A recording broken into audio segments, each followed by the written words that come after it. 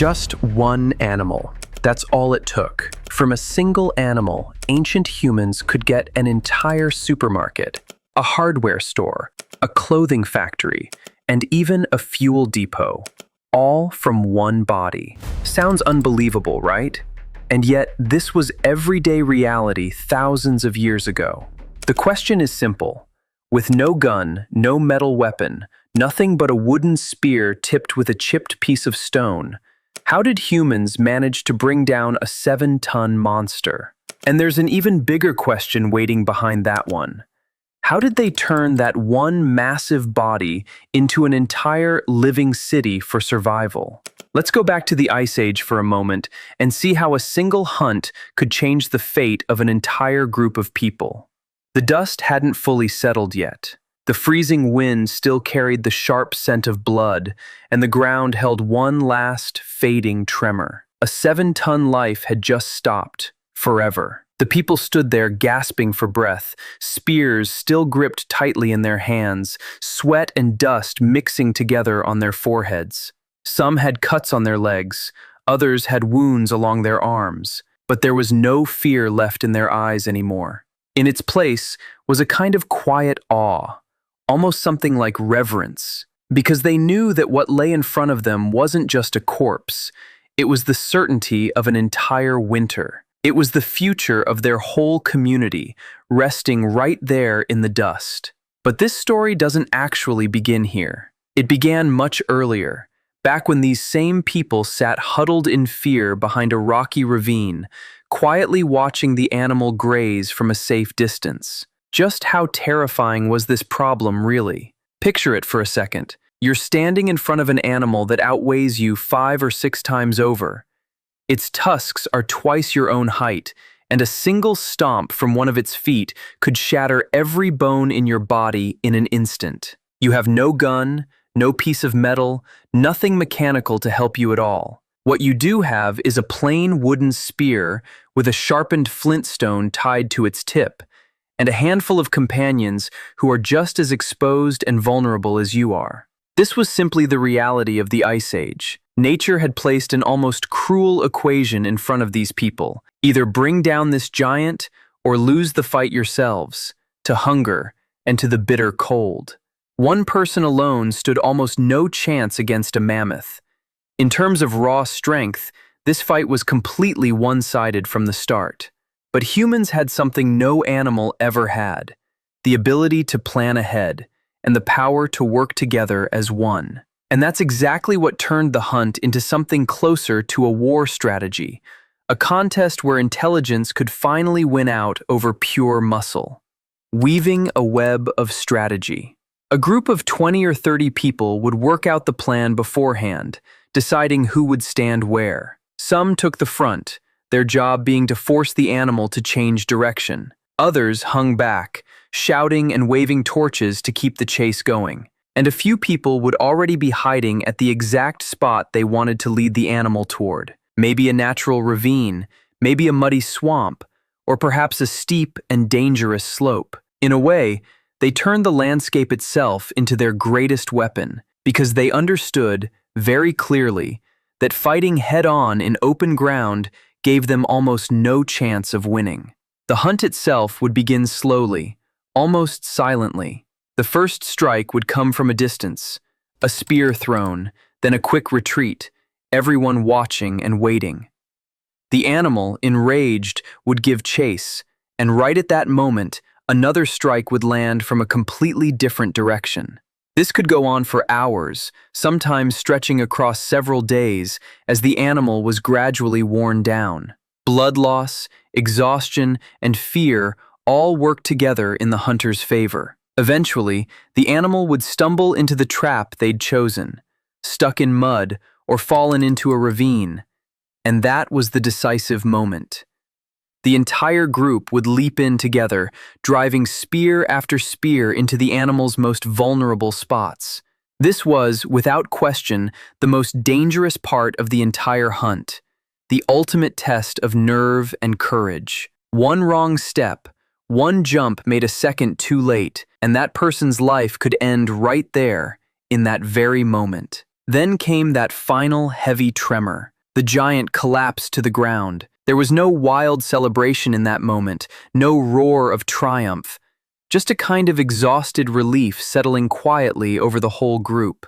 But that relief never lasted very long, because right there, a second battle was about to begin, and this one would be fought against time itself. A new problem: racing against decay. Meat from an animal this size doesn't stay fresh for very long. Once the sun rose and the air started to warm, decay would set in fast. If this hard-won resource were allowed to spoil, the entire hunt would have been for nothing. So the group threw themselves into work without pausing to rest. Sharp stone blades went to work first, separating the massive hide from the body. A hide so large and heavy that it took the entire group pulling together just to lift it. Next came the cutting of the meat, the separating of the fat, the careful removal of the internal organs, one step after another. Every part of this process demanded real, practiced skill, the kind that was taught to the young by the old, passed down across generations. Even today, when archaeologists uncover mammoth bones that are thousands of years old, they can still see the clear marks left by those ancient blades, as if those moments were still speaking, even now, across the gap of time. But here's an important question worth asking. Can people really survive on food alone? The honest answer is no. The challenge nature had set before them wasn't only about hunger. It was also about the cold, about the darkness, about the constant lack of safety and shelter. And remarkably, this one single animal seemed to hold the answer to nearly every one of those problems, hidden somewhere within its body. The beginning of the solution: meat and fat. The simplest use, of course, was the meat itself. Some of it was roasted right away over the fire, answering days of built-up hunger almost immediately. But most of that massive supply had to be preserved for the future. By drying it in the sun or curing it slowly over smoke, they turned meat into a food that could last for a very long time. The Ice Age cold, which could so easily kill, became an unlikely ally here. Nature itself worked like a giant freezer, keeping the meat preserved for months at a stretch. And what about the fat? Fat wasn't just another food source. It was a genuine source of energy, one they relied on heavily. On dark nights, with a storm raging just outside the cave, they'd burn that fat in a small stone bowl, and the flickering light it gave off meant real safety. Picture that scene for a moment. A dark cave, a small flame trembling in the dark, a handful of people sitting close together, freshly made spears resting in their hands, tiredness in their eyes, but something calmer underneath it. Because they knew, at least for tonight, they were safe. The second layer of the solution: the wonder of hide and bone. But the real surprise was still waiting, hidden in the hide and the bones.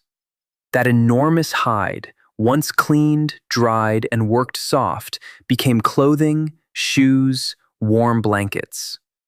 The same cold wind that once threatened to take their lives had now become something they could actually defend against. And it wasn't just clothing. Stretched over a frame built from wood or from massive bones, that same hide became a tent, a temporary but genuinely livable shelter. Archaeological digs in Ukraine and Russia have uncovered clear evidence of exactly this kind of dwelling, where mammoth bones were arranged in a careful circle, with hides stretched tightly over the top to form a complete home. It's hard to believe, really, an entire house born from the body of one single animal. And then there were the bones themselves. The bones of an animal this size worked almost like nature's own version of steel. Long bones were cut and shaped into spearheads, into piercing tools, into sharp knives. Smaller bones became fine needles used to sew hide clothing together. And the tusks, that huge stretch of ivory, held the greatest value of all. Carved carefully, they became ornaments, small figurines, symbolic pieces of art. In other words, This hunt wasn't only about staying alive. It was also, quietly, the birthplace of culture, of art, of the very first language of human expression. The last secret: nothing was ever wasted. Even the sinews and tendons inside the body found a purpose. Dried out, they became strong, reliable thread, used to bind spearheads securely in place, to sew clothing, to build traps for the next hunt.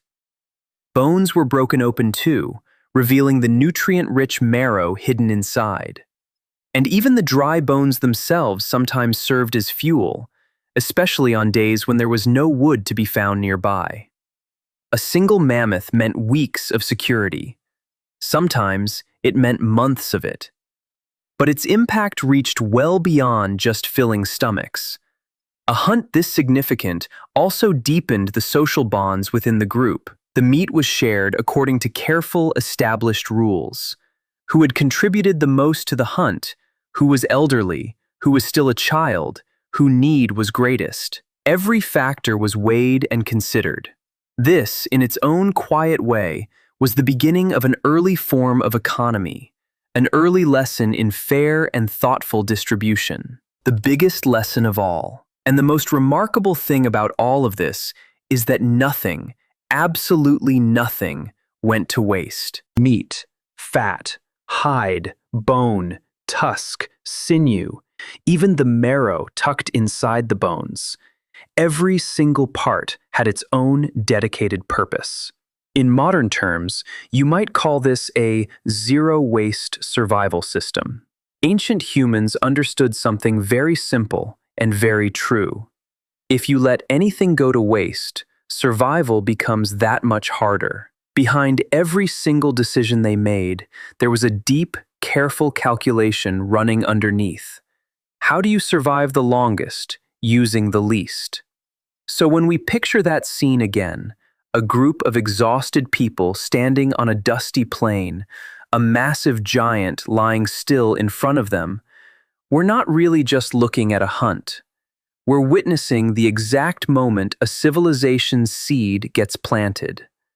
From that one animal came food, shelter, technology, art, and social unity, all of it born together, all at the very same time.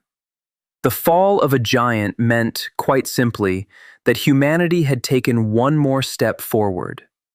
A problem that once seemed almost impossible in the face of nature was transformed through intelligence, cooperation, and sheer unbreakable will into something else entirely, an opportunity. And that's how, on that dust and blood-stained plain, another chapter of human civilization quietly began.